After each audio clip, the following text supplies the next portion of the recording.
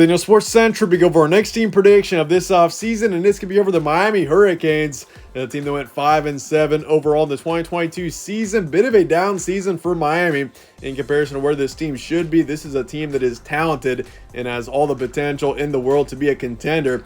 But how this team being 2023 and why I think this team could potentially be a dark horse contender in the 2023 season is we'll be talking about here today. We'll be analyzing this team and predict their schedule game by game in this video. Let's get started with a quick recap of 2022. Once again, the record was 5-7, and I do believe this was a talented team last season. They just had a really disappointing year. I mean, from the start, 2 dominant wins over Bethune-Cookman, and then Southern Miss lost to Texas A&M on the road the next week, 17-9. So a strong defensive performance there, but offensively couldn't get anything going. And then the next week lost to Middle Tennessee, 45-31. Just to have no business losing to Middle Tennessee when you're a Miami team that can recruit just excellently and has all the potential to be a top team in the ACC. But then he lost to North Carolina 27-24 after the bye, came back, beat Virginia Tech 20-14, lost to Duke in ugly fashion, beat Virginia in 4 overtimes. Final score of this game was 14-12 through 4 overtimes. That is a pretty insane score there, but you got to win.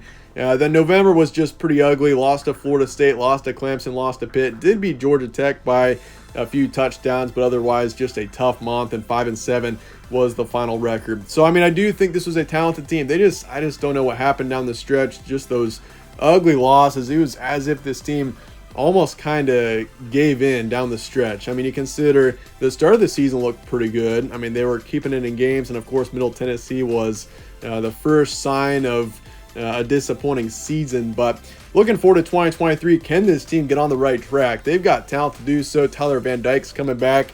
I mean, this was a team that really had high expectations with Tyler Van Dyke last season.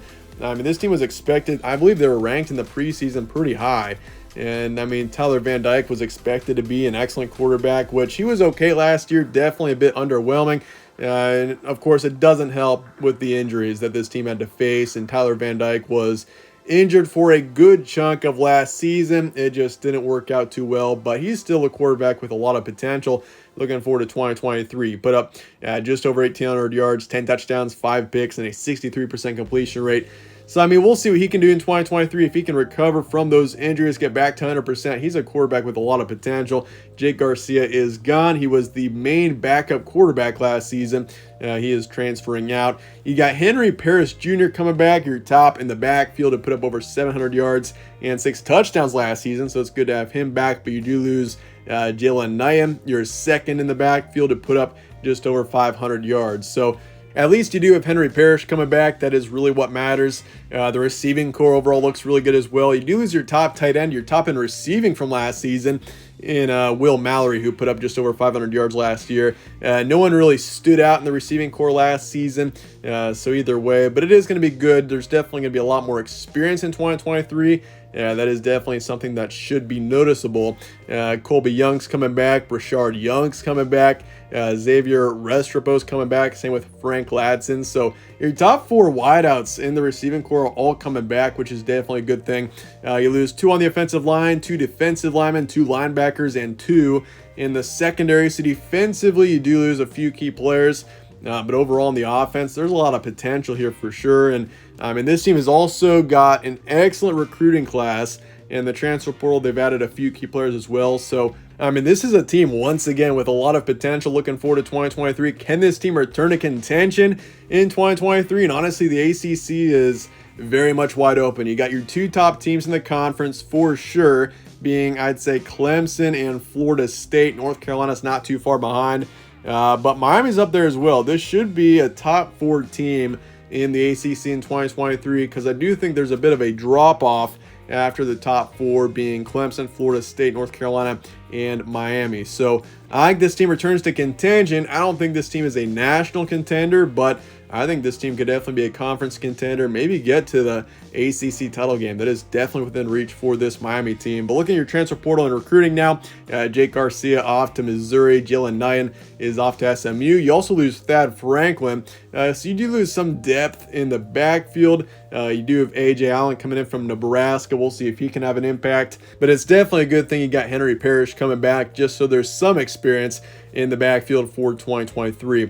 Cam McCormick's coming in from Oregon. This is going to be a huge addition here. I expect him to have an immediate impact. He's actually listed as the top tight end on the depth chart looking forward to the season. So you can expect him to probably replace the role of Will Mallory from last season, who was actually the top receiver for this team. And then Keyshawn Smith is off to SMU receiver. Same with Romillo Brinson. So you got a couple of players leaving for SMU. And then Havion Cohen is coming in from Alabama. Expect him to be a starter. Same with Matt Lee coming in from UCF. Daryl Jackson's off to Florida State. Jordan Miller is off to SMU, both defensive linemen. We got Branson Dean coming in from Purdue. Francisco Mauigoa, linebackers coming in from Washington State. Expect him to have an immediate impact. And then Devontae Brown is coming in from UCF. And then you lose Al Blaze Jr. off to Duke. And then Avonte Williams off to Maryland. Recruiting-wise, this team is actually 7th in the country. Looking forward to 2023. The 2023 class will be excellent for the Canes. Top class in the ACC as well. You got 2 5-stars coming in, 14 4-stars. There is no reason why this team can't have a bright future and be a contender in the near future. I mean, 2023 could be the season that this team returns to contention. I mean, and you consider the recruiting and everything, there's just not much of an excuse that this team can't be a big contender in the near future. So I've got this team at a 9 out of 10 on the future forecast meter. I know that this team did disappoint in 2022, but 2023 is going to be better. This team does have more experience. I'm more confident in this team all around. The recruiting definitely is excellent. And you got the top class coming into the ACC. So that is definitely a huge benefit looking forward to 2023. And with that, let's take a look at the schedule now looking forward to 2023. And you do have a much more favorable schedule, I do think, this season. You got Miami, Ohio in week 1, Texas A&M at home in week 2. This is a huge game where you can have a nice win over a talented Texas A&M team, which both Texas A&M and Miami last season definitely disappointed. That was one thing. I mean, that week 3 matchup definitely had high expectations, but both teams definitely disappointed. It's kind of hard to believe that neither Miami or Texas A&M from that matchup way back in week 3 from last season, neither of them made it to bowl season. So that was definitely a bit of just an interesting storyline looking back. Then you got Bethune-Cookman in week 3, Temple on the road in week 4, and then you got Georgia Tech at home to start out October, North Carolina on the road, Clemson at home, Virginia at home, and then in November, you got 3 road matchups. You go to NC State, go to Florida State, you got Louisville home, and then Boston College on the road to finish out the regular season. So you do have a couple of definitely challenging matchups here. I mean, you consider this is a team that definitely could start the season 5-0. I wouldn't be surprised one bit. Then you got North Carolina and Clemson, 2 tough matchups there. And then NC State and Florida State, 2 road matchups back-to-back there, especially that Florida State game is going to be a big one. So you do have your 4 toughest matchups in the second half of the season pretty much. And I mean, the first half of the season is pretty favorable, I do think, for this team here. And looking at September, Miami, Ohio, easy win. I do think you beat Texas A&M this season. That's a game that's pretty much a 50-50. But I do think you get a nice win there against a talented Texas A&M team that I do think should be better in 2023. You come back, you beat Bethune-Cookman, no problem. You destroyed them last season, so there's really no reason to not this season as well. And then Temple on the road, you take care of them. So I've got you 4-0 to start the season, with that Texas A&M game definitely being the closest one, the toughest one out of your first 4. And then you got a pretty early bye week here. Week 5 is your bye. I think you had an early bye last season as well. And then you got Georgia Tech at home. I do think you beat them pretty easily. So you're 5-0 to start the season. That North Carolina matchup should be between, I would say, 2 top 15 teams there. So a big matchup there on the road. I do think he dropped this one to North Carolina. Drake May, that offense is going to be insane next season. I do think North Carolina is a big contender.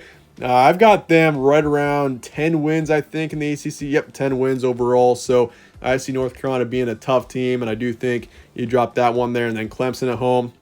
I mean, this is a big opportunity here. You got Clemson at home. They're going to be a good team next season. I've got them at 11 wins. So I mean, this is a huge opportunity here against Clemson. I can keep it close, a really close matchup, but Clemson is just the better team in the end. And then you got Virginia at home. I do think you take care of them, no problem. So several really easy matchups in your first 8 games here. I mean, I think Texas A&M is the one close win you have. Otherwise, you should have 5 pretty convincing wins. And I mean, for all we know, you could also beat North Carolina and Clemson, but I do have you losing both of them. So you're 6-2 heading into November, which is probably your toughest month on the schedule. NC State on the road, I do think you get a nice win here. NC State, I do think, drops off a bit this season. Just not quite as favorable of a team, but I do think you get a nice win there on the road. Then Florida State on the road. Florida State is going to be tough. They've probably got the toughest schedule in the ACC. They have to play LSU in week 1. I mean, that's going to be an incredible matchup there on that Sunday night, week 1. But Florida State, they're going to be a really solid team next year. I think that you do lose this matchup.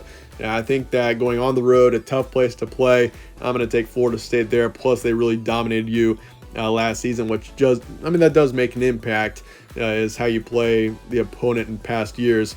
And then Louisville at home, I do think you beat them in a close one. Then Boston College on the road, a close win, but you get it done here, so you're 9-3 overall in 2023. If you can get up to 9 wins, get to a nice bowl game, I'd say this is definitely a step in the right direction. And I mean, it really brings up the expectations for the future, 2024, if this team can get up to 9 wins. I mean, this is a talented enough team. I know 2022 was really a big disappointment.